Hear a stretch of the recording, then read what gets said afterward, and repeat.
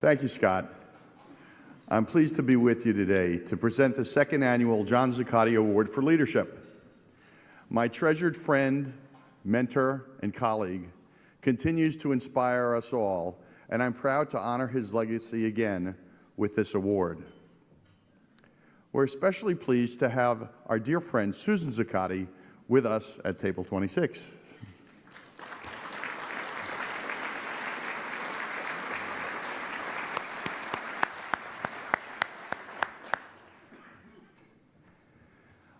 Winston Churchill once commented on the built environment, "There is no doubt whatever about the influence of architecture and structure upon human character and action. We make our buildings, and afterwards they make us. They regulate the course of our lives." John Zuccotti knew that. He was a builder of relationships, friendships, businesses, foundations, and a builder of cities.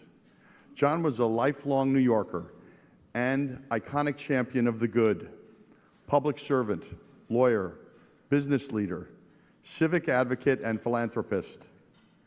So many of you in the room today remember all of his excellent qualities. John's career in public service began during the Lindsay administration, and he is especially remembered as a hero and central figure who pulled the city back from the brink during the fiscal crisis of the 70s.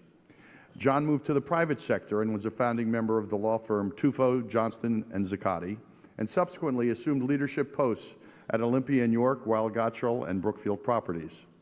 Throughout his career, John was a key leader in the growth and development of the region.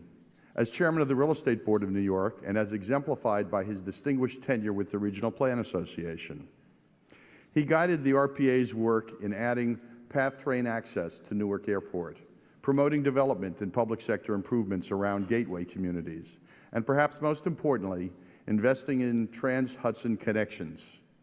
He ultimately joined the board and the executive committee of the RPA in 2010. Today, I'm proud to present the award that bears John's name to another outstanding builder, leader, advocate, and public servant, Tony Coscia. Tony's career in public service spans 3 decades.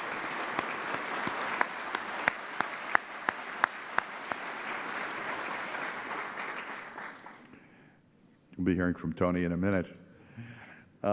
Like John, Tony is a quiet diplomat in a frequently political world. He's a long-term planner, a visionary, and ambitious leader, as well as a practical thinker. He knows a thriving metro New York area will strengthen our community by bringing economic vibrancy. That, in turn, will enhance our competitive standing, and like John, Tony brings courage, integrity, and wisdom to each post he has held, and an unwavering commitment to ensure taxpayer dollars are used wisely. Currently, Tony chairs the board of Amtrak and is a partner at Windell's Marks Lane in Mittendorf. Before that, he chaired the Port Authority of New York and New Jersey and the New Jersey Economic Development Authority. Tony has been a major force in nearly every infrastructure project in our region, from the rebuilding of the World Trade Center to his steadfast efforts to build a new rail tunnel under the Hudson River. As you are all aware, the Gateway project has reached a critical juncture. The economic future of the entire Northeast corridor depends on this project. Never has Tony's vision, quiet forcefulness, and optimism been more essential. One colleague said of Tony, "He's unbelievable. He's always been unbelievable.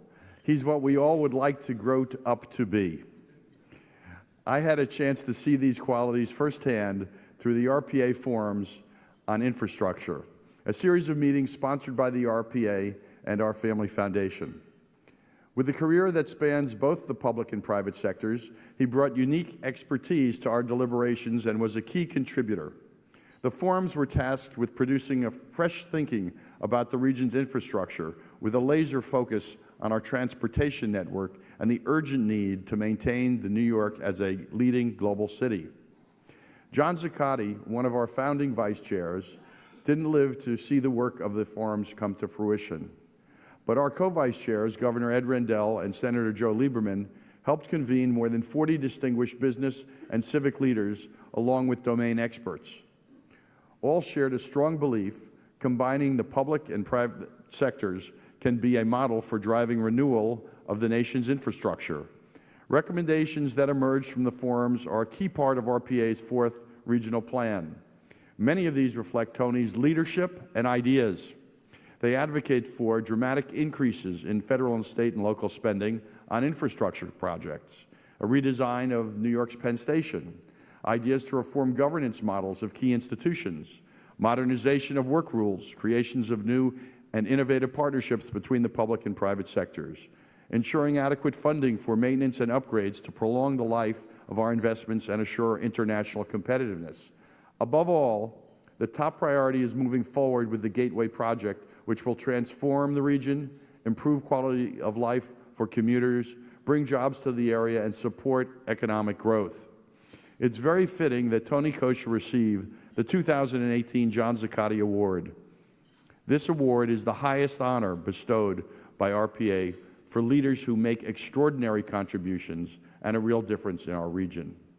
Tony's achievements build upon John's legacy as a giant of planning and public service.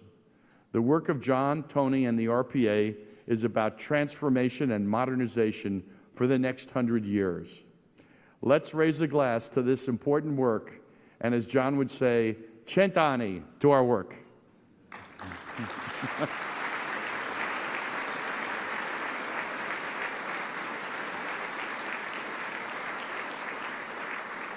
Tony, please come to the podium, and Scott and Tom, please join me in presenting the John Zuccotti Award to Tony Coscia.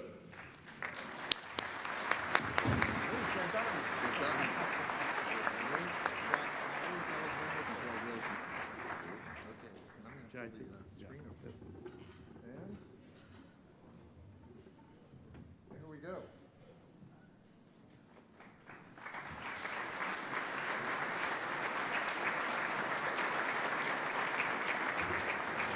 It's a map of the railroad system of the region from the 1929 regional plan. We thought, Tony, that that was very appropriate for you. Congratulations.